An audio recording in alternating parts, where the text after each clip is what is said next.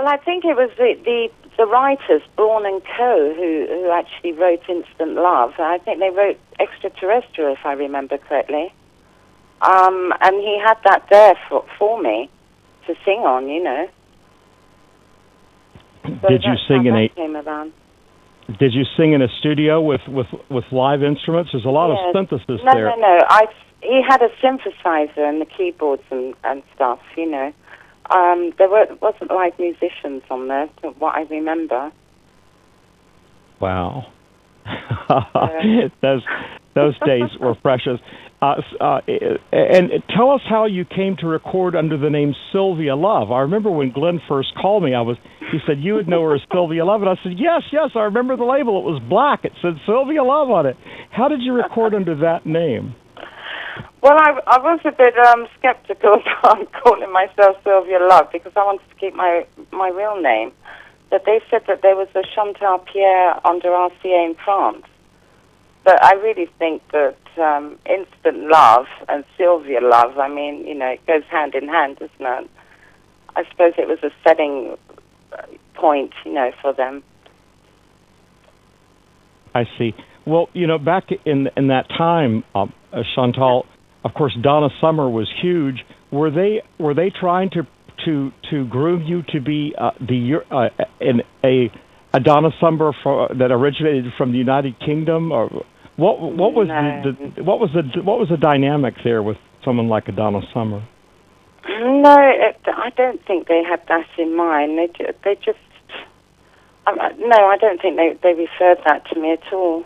In fact, I knew Donna. Well, my sister knew her well because they starred in Hair together in Munich many years ago.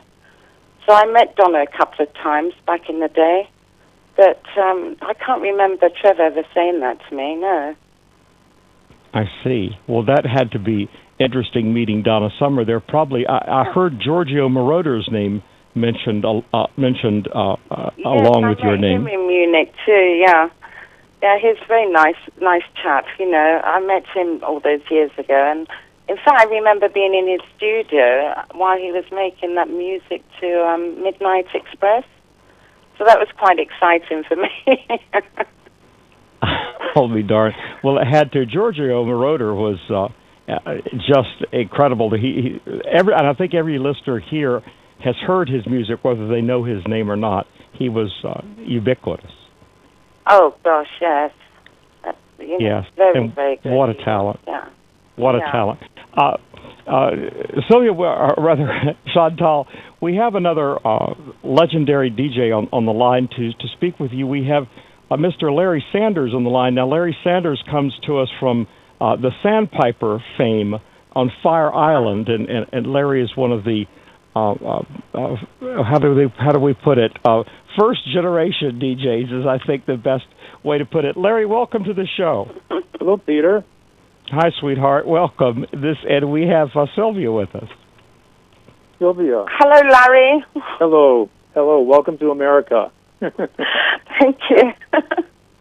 You know, I wanted to ask you, and I'm probably cutting to the chase here, but actually, you know, while I was waiting, one of the questions that I had for you was actually presented, and that was your relationship musically to, or your influence by Giorgio and the Donna Summer sound that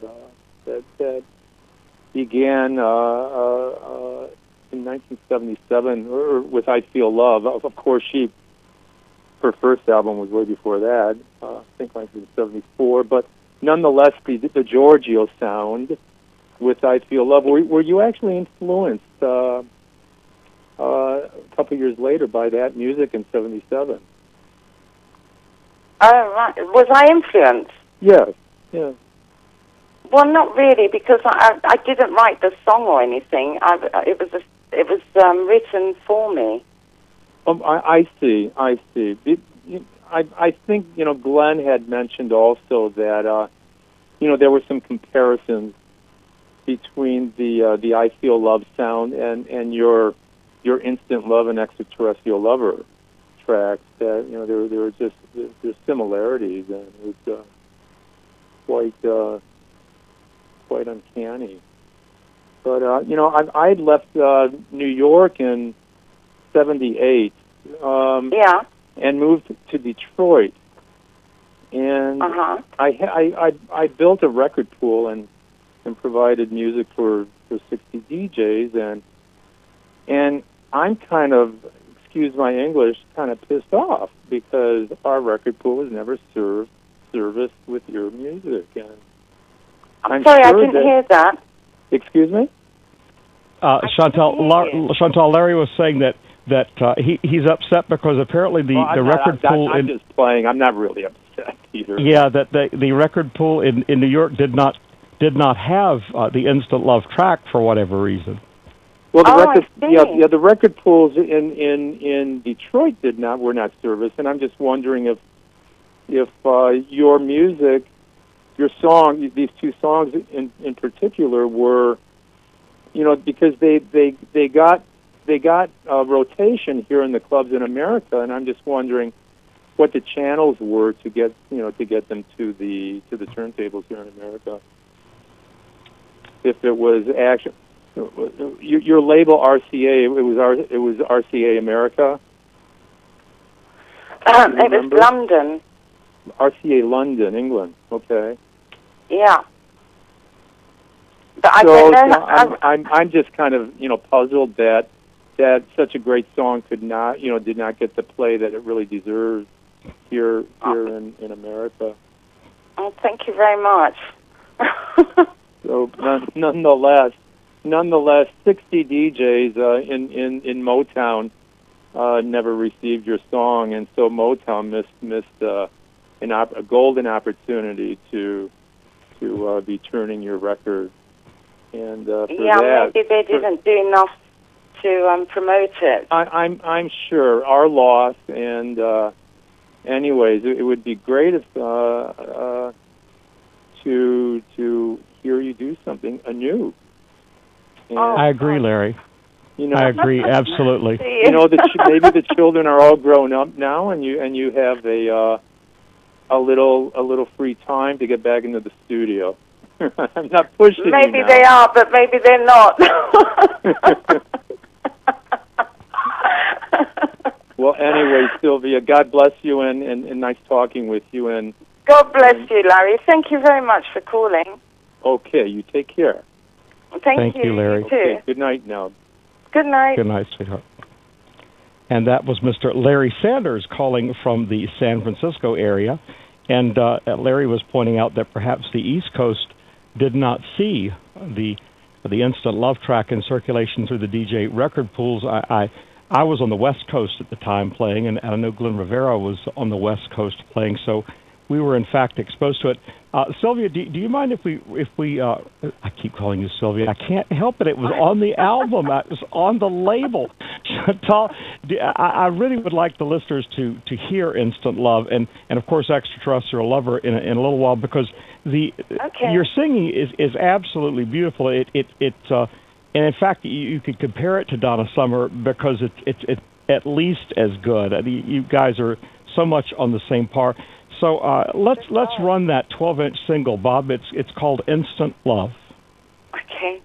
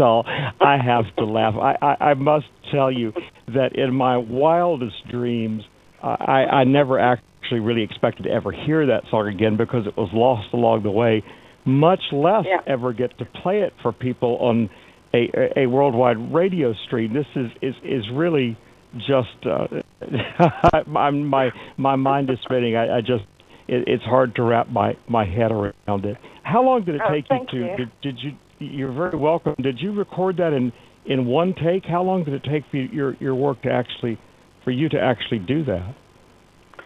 I think we did it in the studio one afternoon. I think so. Yeah. I see. Was it just you and Trevor there, or was it a whole collection of people? Trevor and the songwriters were there, and another person, I think. It's really, I'm sorry, I can't remember what you want me to remember because it's so long ago. It just seems a different world now, I see. So many years have passed by. I see. Well, the DJs, we never forget. We have a mindset that keeps us remembering so much of the music, and I'm delighted that it's still around. By the way.